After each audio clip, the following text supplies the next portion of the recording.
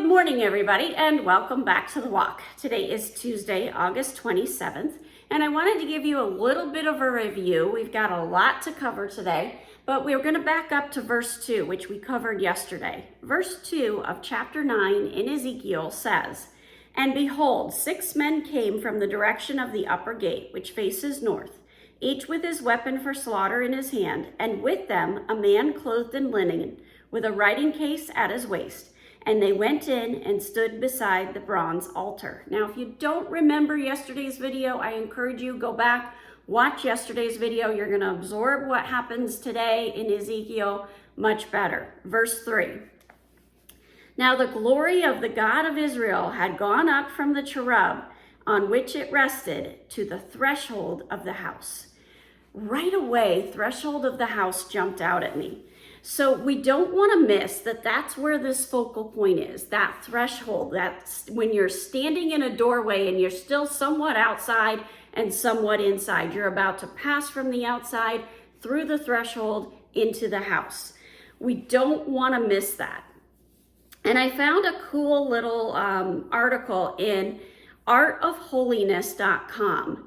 And the spiritual threshold, and this is what it says, I'm just going to read it to you verbatim. Spiritual thresholds, that point of entry that leads from one spiritual room to the next.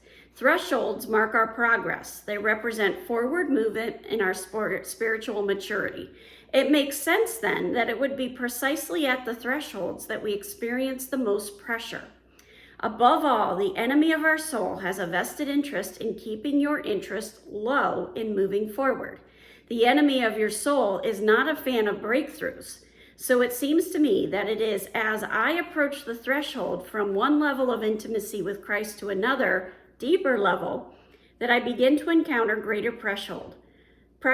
Right at the threshold itself, just before the breakthrough, the threshold can sometimes seem overwhelming. So as I started to dig into this and look at what the meaning of threshold means, we've got to keep in mind, this is a step forward. This is crossing into another level of maturity. The word for threshold in the Bible and the term cup are the same word. It is sawf, S-A-W-F.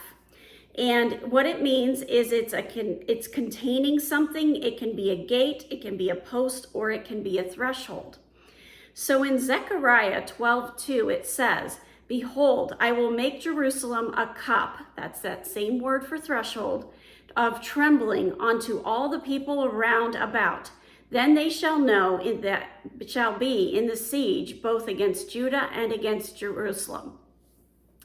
It is used in this verse as cup, but we can replace that word of cup with door. So now let's read it again. Zechariah 12:2, changing cup to door.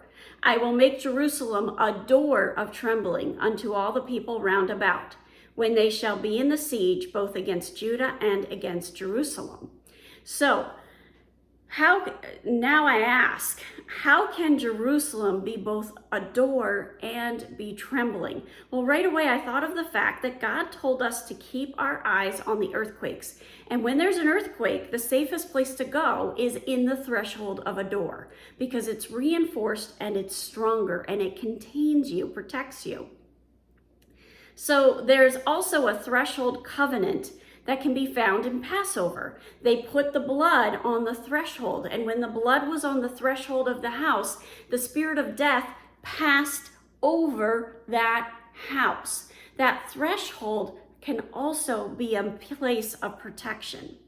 So keep in mind, we've got this man of linen who's got this writing desk, and we're going back into verse 3 now. "And he called to the man clothed in linen, who had the writing case at his waist.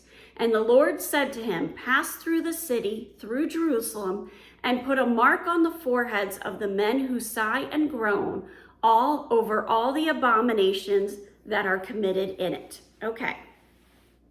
So the fact that the glory of the Lord went to the threshold to put the marks on those who don't like the idolatry is another form of Passover. The people who are not happy about the idolatry, who are going, oh, here they go again, they are going to be passed over in this judgment and protected because they're behind that threshold and they are in God's fold.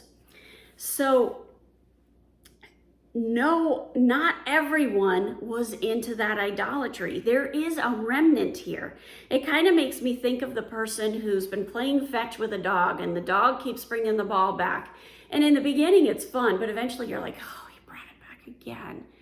That's how these people are feeling. They're like, why is there this idolatry? Here they go again. They're back in this.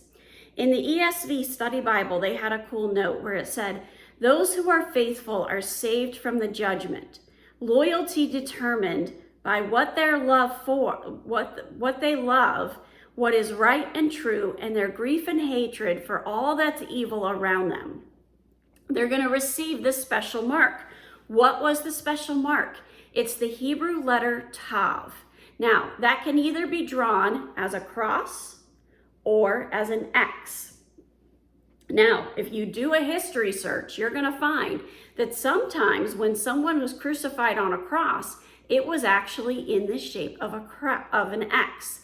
They are getting the symbol that we use to represent what Christ did to redeem us and save us from our sins.